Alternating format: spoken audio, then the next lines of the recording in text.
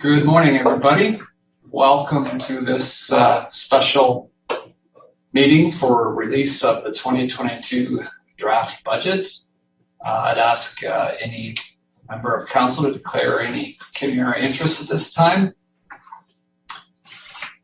Seeing none, I would now turn it over to Mr. Clark-Hill, please. Good morning, everyone. Just want to basically start off by saying a general thank you to all our general managers across our service divisions that did a whole lot of work over the last 5-6 months to ensure this budget's presented in front of you today. I couldn't do this without our great finance team as well. Stephanie Harper and the Divisional Support Services Division spent a lot of long hours working with the various divisions across the county to deliver this budget today. So a budget is, as everyone knows, is a financial planning tool, and it is a strategic document to guide your decisions as you look at this. This is very much a draft budget, and I'll start off with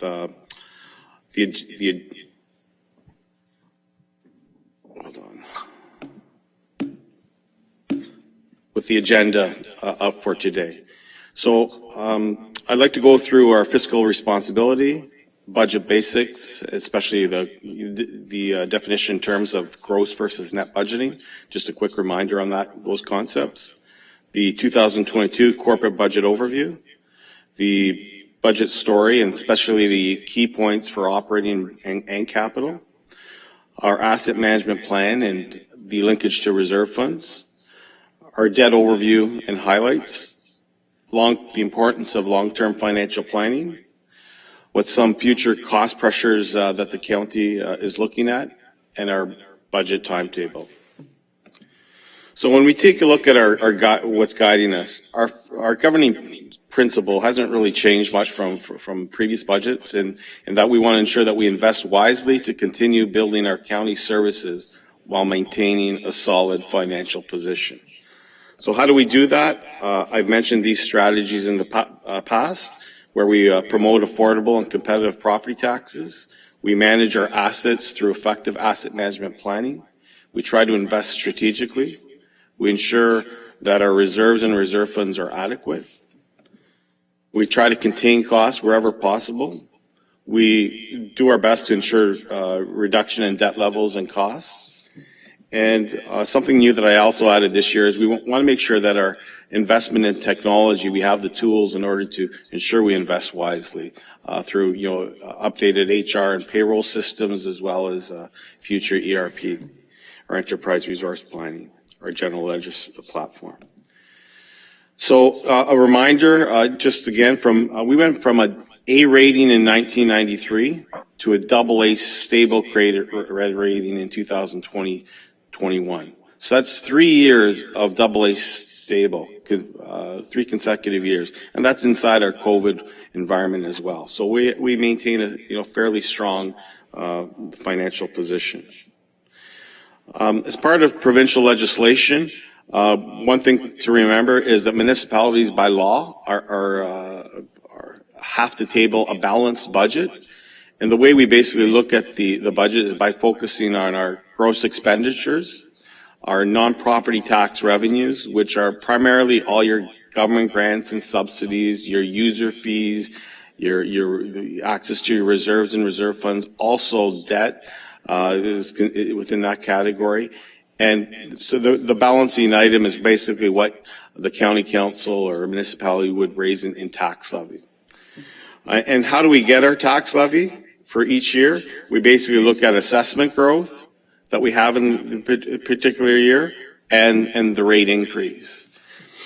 So when we take a look at our numbers, in 2021, we required $246.4 million for our operating and our capital budget.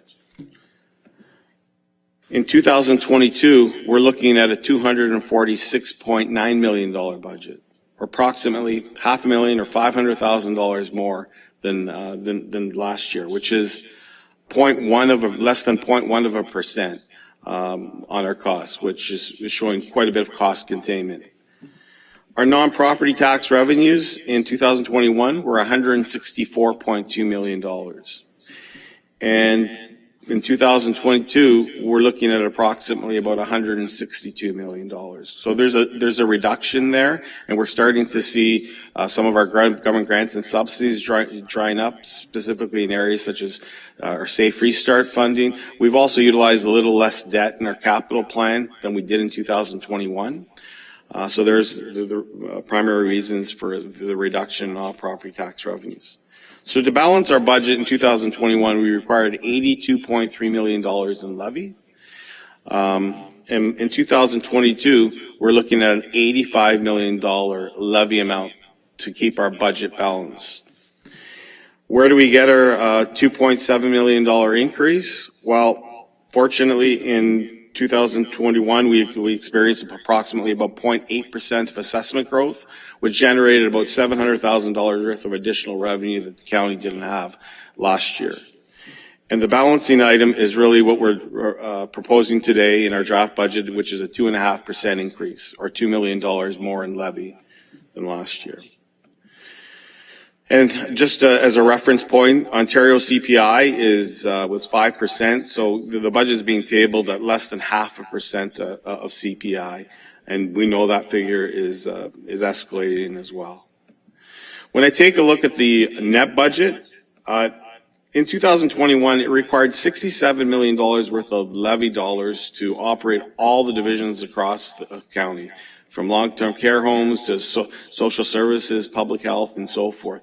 Those are the general operations. In our capital budget, we required $15.2 million worth of levy dollars for our TCA and non-TCA capital. Non-TCA is primarily our contributions to reserves and reserve funds. So that's the way we arrived at our $82.3 million. By 2022, we're forecasting in our draft budget $69.2 million to operate all our divisions, or $2.2 million more. In capital, we're looking at $15.7 million, or $500,000 more, for an $85 million levy request. The increase in both operating capital amounted to $2.7 million increase.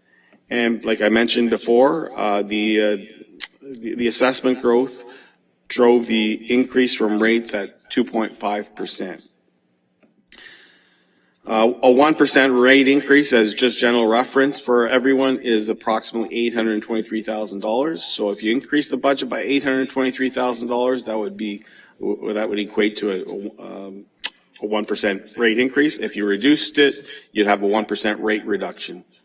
All figures on this chart are subject to rounding as well. I added this chart this budget cycle just to take a look at our gross expenditure overview. And as I mentioned before, our total operating capital budget is $246.9 million. When you take a look at our regulated programs such as public health, long-term care, and social services, 65.8% of our gross expenditures are dedicated to those service areas. That's followed by our expenses in infrastructure and transportation of 12.8%. Our corporate support, ranging from areas such as finance, facilities, provincial fences, information technology, at 9.8%. We also need to operate our general government, our grants program, our council, as well as some other government-related type expenses. Cultural services makes up about 4.5% of all the costs in our operating capital budget. And debt charges, basically these are the payments, your debt servicing payments are only 2.2% of the overall expenditure side. So now we know what our where we spend the money. How do we fund the budget? So 34% of funding comes from right from our county tax levy. That's that $85 million amount. A good component of it, and the majority of the funding, comes from government grants and subsidies, 46%. We've utilized reserves and reserve funds and other related sources of revenue, 10% to balance the budget, followed by user fees and debt at 2%. So when we take a look at our operating budget, and this is a little bit more detail, like I mentioned, the net county levies for operating is at 1.9%, and there's three key areas that are generating the increase, that are making that more than 3/4 of the budget increase will be in these three areas, primarily long-term care, social services, and infrastructure and development. And just to be clear for everyone, this includes utilizing $1.9 million of Safe Restart funding that the province allowed us to utilize in order to offset some of our COVID-related pressures. So we've utilized all our Safe Restart funding that we've received to date. And Safe Restart can only be applied to eligible operating costs incurred by the municipality. We've also, in order to contain our tax rates at a low level, we've utilized some stabilization reserve funding of $1.5 million. And that basically came from prior year surpluses in 2019, 2020. When you take a look at our capital budget, like I mentioned, this represents about 0.6% of the total levy increase. But it's important to look at what the gross costs were in 2021. Our 2021 capital was approximately $42.6 million. Our gross capital in 2022 is approximately $41 million. So we were actually spending less in gross expenditure dollars, but we're requiring about $534,000 more in levy dollars to fund those expenditures. And that's primarily because some of our non-property tax revenue, particularly in social services, has significantly declined in 2022. And as I mentioned before, there's about 658,000 of assessment growth to reduce the levy to 2.5%. So when we take a look at the budget story and we just look at the narrative pieces of both operating and capital, it's important that everyone realizes that the counties, we continue to do position gapping and from several of our division budgets to contain our costs wherever possible. We've exercised discretionary expenditure control, especially in areas such as travel, training, supplies. We continue to emphasize energy conservation and implementation of our energy procurement strategies, such as LED lighting, in our MIN building across our long-term care homes. We do our best to ensure we generate revenue by utilizing our relationships with the upper level of government, and it's strategically pursued. Especially, we've seen some homelessness funding as a result of those efforts. We strategically utilized our reserve fund funding, like I mentioned before, Safe Restart funding of $1.9 million to mitigate those cost pressures in those key areas such as social services, long-term care.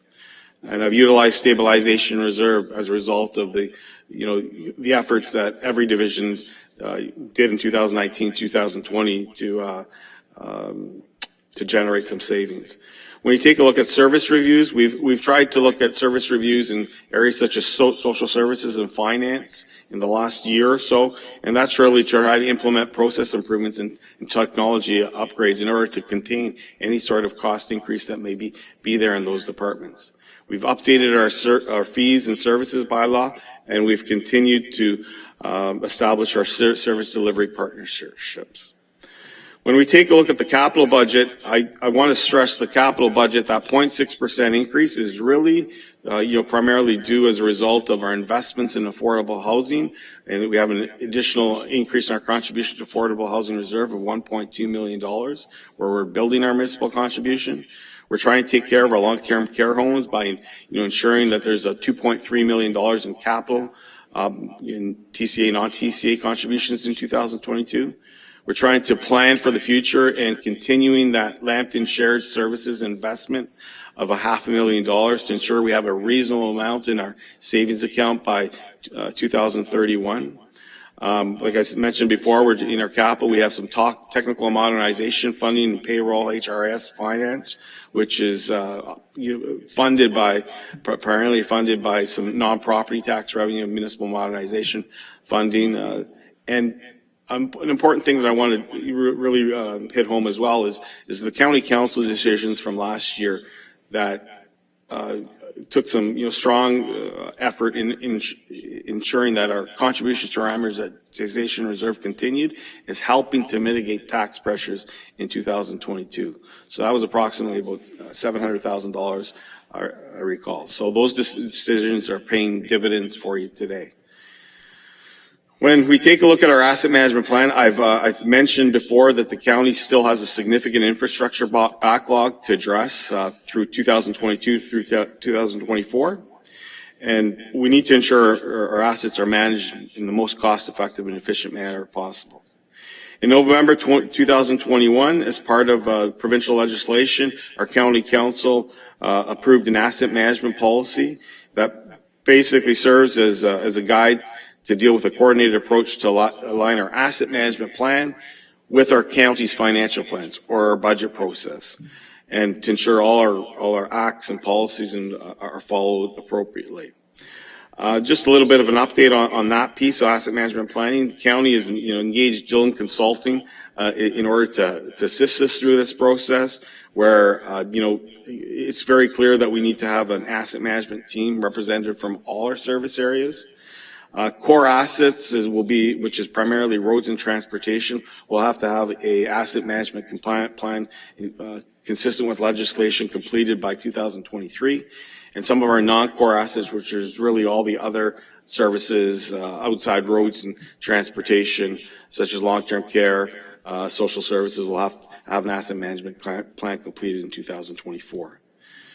Our 10-year asset management plan that reflects long-term care planning and financial requirements is based on the asset portfolio of each of our county divisions. We've started preparing some long-term care 10-year plans, and you've seen that in front of County Council in the last quarter of 2021, as well as affordable housing. It's important that basically we set aside reserve funds as we deal with those particular categories and our key assets. It's important to know what the net replacement value is per asset category and the resourcing requirements for effective asset management planning. Inflation estimates have to be built into our long-term care plan as well. So investing in our community, I just thought I'd bring this slide up again. Lambton Shared Services is an asset that we're looking to acquire by 2031. And in 2021, we made our first decision to put $500,000 into a reserve fund for Bayside, which looks at trying to achieve a balance of $14 million by 2031. In our 2022 budget, we've continued with that $500,000 investment. Does not have a levy impact, and if we continue with this plan in the long run, you'll have $14 million towards a potential purchase in 2031 of an asset that's estimated at $23.5 million at this point in time. Our reserves and reserve funds, just a reminder, are critical. Why are they critical? To pay bills, emergencies, for effective asset management and planning, to make our investments. And what happens without reserves and reserve funds? If you don't have those reserves and reserve funds, it's just going to increase your short-term borrowing costs, larger contingency budgets. Our AA stable credit rating could potentially be in jeopardy. There's a reduction in capital works and investments that may happen without savings. And there's a loss of flexibility to take advantage of opportunities. For example, stimulus programs often require some sort of municipal investment. We could have liquidity problems and have to issue a second tax levy increase in the worst case of scenarios. So when we take a look at our reserves and reserve funds, I just want to basically let you know that by our balance projected by December 31st, 2021 was approximately $63.4 million. And after you take a look at our prior year commitments, we're at approximately $52.7 million. This year, we're looking at making contributions of $18.4 million to our savings account, but there's drawdowns planned of approximately $27 million. When you take a look at an aggregate level and you take a look at reserve funds, our reserve funds are relatively in a balanced position. They are increasing slightly, but The reason they're increasing is because we're making key strategic investments in affordable housing, taking care of our long-term care homes, ensuring we have adequate funding in our Lambton Shared Services area, and as well we have additional funding from in our Economic Development Reserve funds as well. But it's basically ensuring prudent financial planning there is in place for projected future expenditures. So your reserve funds will slightly increase, or we're hoping that they slightly increase over the next few years, but they're going to come down when those expenditures come to fruition. Debt management. Debt is typically borrowed from financial institutions with the expectation that money will be paid back. It's an important tool to any budget, and it should be utilized strategically, especially for new investments that the county may be potentially looking at, such as potentially long-term care or social housing. So I want to put this slide up. Is debt servicing costs have been reduced from 9.1 million in 2012 to approximately 5.3 million in debt servicing charges or costs. These are your mortgage payments each year. So that's a significant $4.7 million reduction since 2012. Our debt overview, like I mentioned, our debt servicing costs are slightly going down from last year. Our debt level, this is the actual principal balance that you have, was 20.8 million in 2021, and 2022 were approximately 20.8 million as well. The maximum limits set by the province, the debt servicing costs can be as high as net 19.6 million, and depending on the term and the rate that you get on your debt, your potential debt limit or your balance could be well in excess of 90 million. So to sum up, both on reserves and reserve funds as well as debt, our debt levels remain well below our thresholds. Our reserves and reserve funds are also low in comparison to municipal comparators. So debt is low, our reserve fund levels are low. On the debt picture, it's important to understand that interest rates are forecasted to increase in 2022. So we should be as strategic as we can when we look at debt.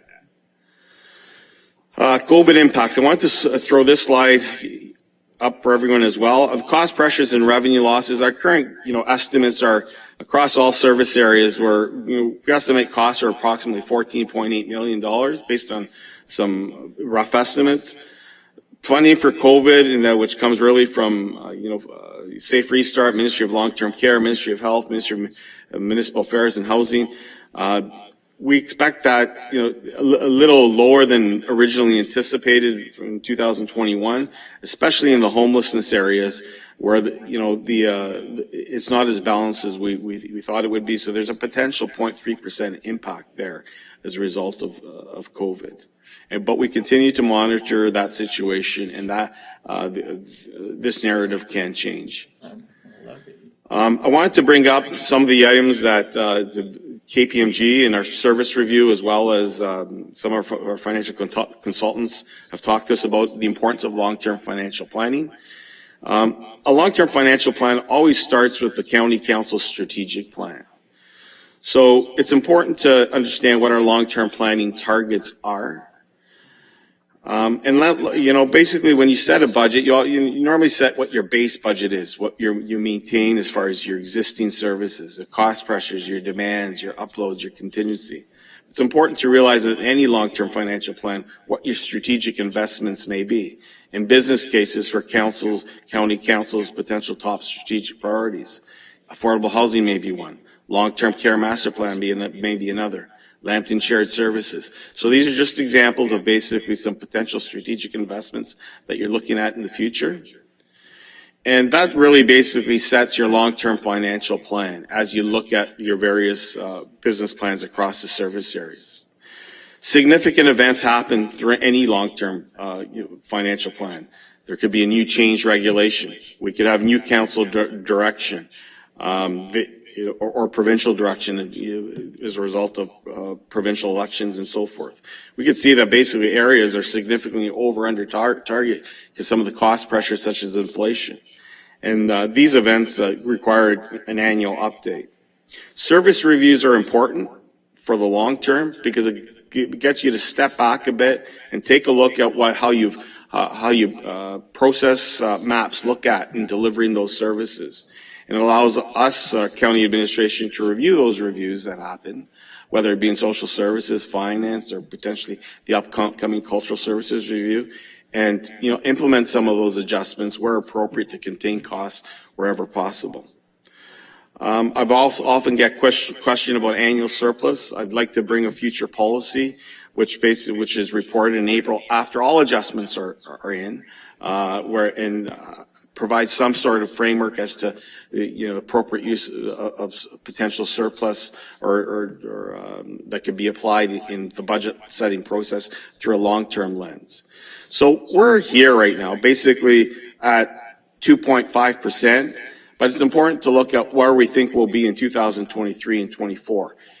When I start looking at some of our future cost pressures, I know cost of living and inflation is increasing.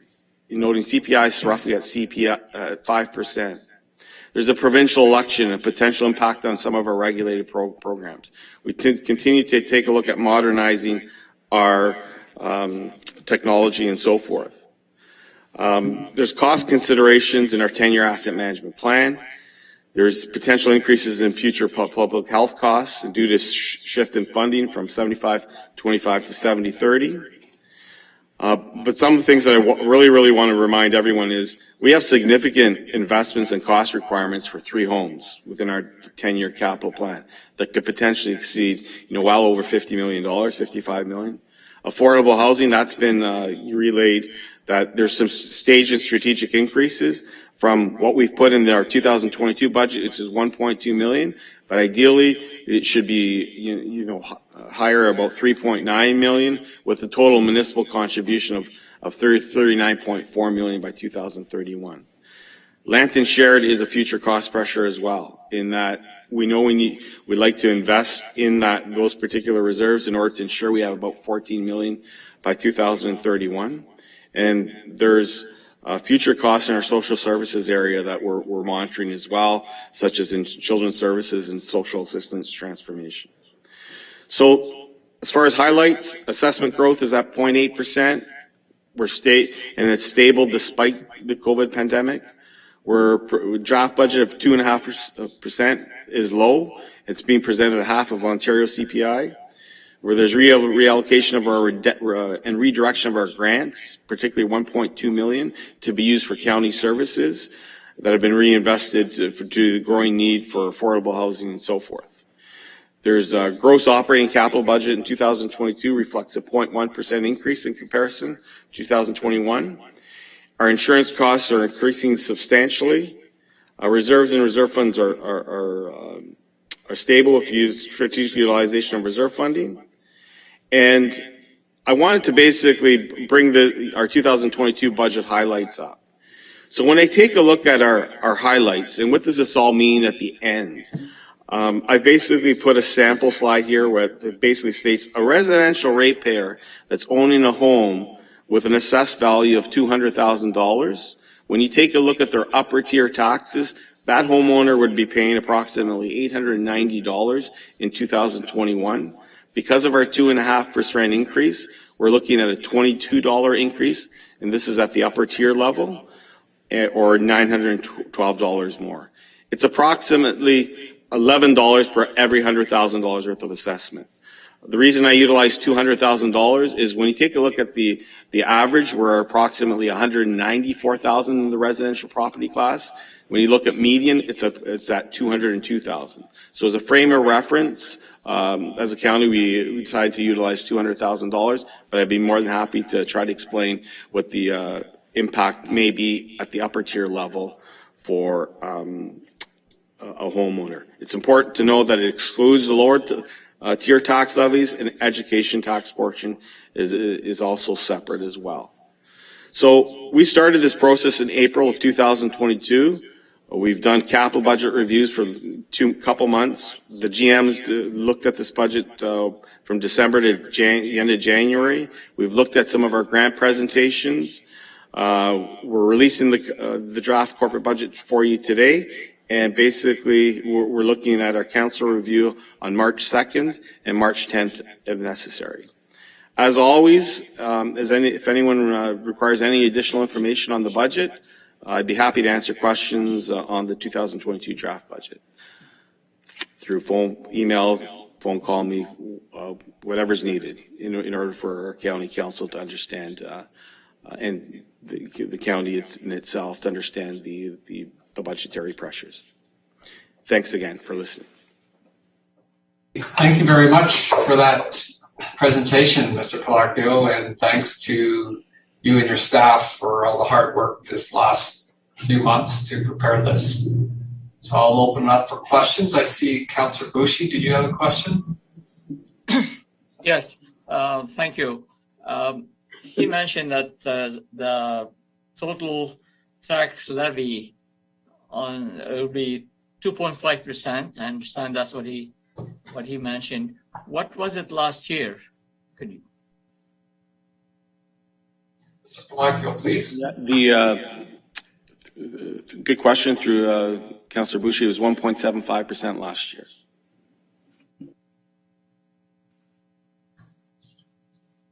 Any further questions? Councillor Weaver. Just a question. I guess we always got the binders with the budget presented at this meeting in person. That'll be delivered, I would imagine. And I'm wondering if the slide presentation that we just received is able to be sent out to us electronically as well. Again, very good. Yeah, great question. We're going to have our finance team distribute all the binder information to the councillors today, and I'd be more than happy to provide an electronic copy of the presentation for everyone as well. Okay. Thank you. Councillor Ferguson. On the Safe Start program at the 1.9 million, did our costs eat that all up? Or because next year we'll not have that 1.9? What's going to happen next year with that? Just an estimate. Thank you. Well, we're, through the chair, as county administration, we are hoping that some of the costs associated with COVID will go away. So basically, if the costs decline, the need for that revenue funding won't necessarily need to be there. But as we're also taking a practical look at it, there could be some areas where those costs will continue and the funding may not be there. So it is a potential future cost pressure. Okay. Councillor Napper, please. Yeah, this runs to the back of my mind. Is Impact holding up back some of the registrations or something? I understood that they were holding back and them not forward them all through the municipalities. Mr. Palarco, please. I'm not absolutely sure of the response to that question. The councillor may be correct, and I'd be happy to get back to him on that particular question. Thank you. Any other questions?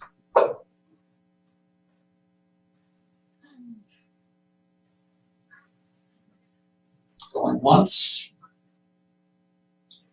going twice, seeing no other questions. Thank you, Council, for your participation, and we look forward to our meeting in March. So once again, it looks like a great budget, and of course next year will be probably more challenging with some of the items that Mr. Palarco laid out, but it's all then. So thank you again, and we'll see Council PM at 11 a.m. Do we have a motion to adjourn, please? Councillor White, seconded by Councillor Bird. All in favor? That's carried. Thank you.